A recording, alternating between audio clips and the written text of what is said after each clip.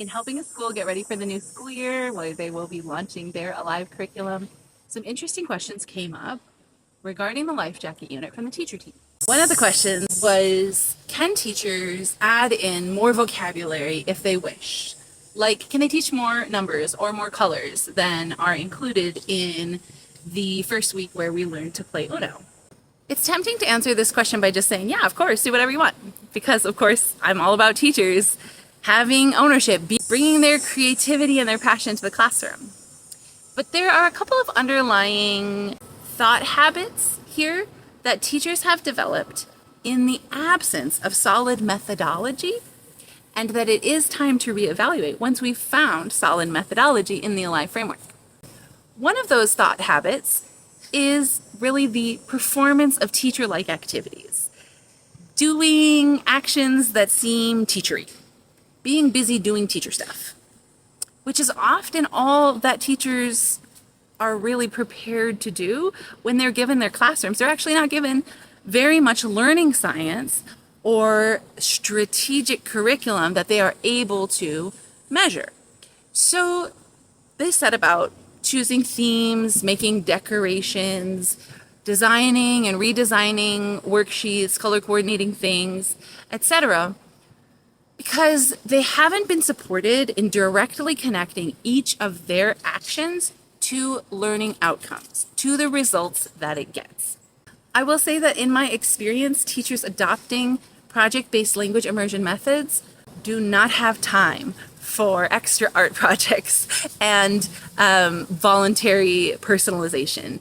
This way of teaching is far more effective, and it will create a brand new job for you, a brand new environment that you will love working in.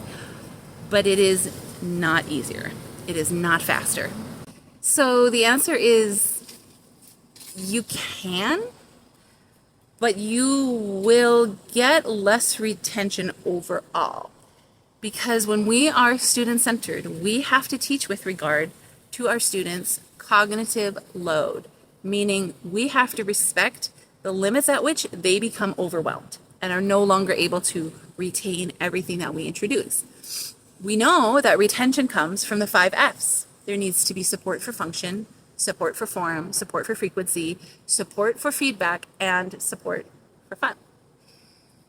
If we are simply introducing a long list of words, it is not possible that we have created all of that. It is not possible that we have implemented all 5 F's for all the language chunks that we are hoping to introduce. So the simplest response that I can give is, what are they going to use those chunks for right now in this unit? They're going to come back again in a relevant unit. In this case, we have an art unit coming up shortly after Life Jacket where they are going to need more color words, and we are going to look into more color words. And that'll also be a chance for us to review these basic colors that we've introduced. So in that case, we will have our 5 F's in place for all the color words. But introducing more material without a proper planning of the 5 F's, in general, reducing the effectiveness of our Life Jacket unit. Overloading our students with targeted language chunks for each day means less retention overall. It means more frustration, more feelings of potential failure or inadequacy. This is another reason, by the way, that we will say things in the immersion classroom that are not taught.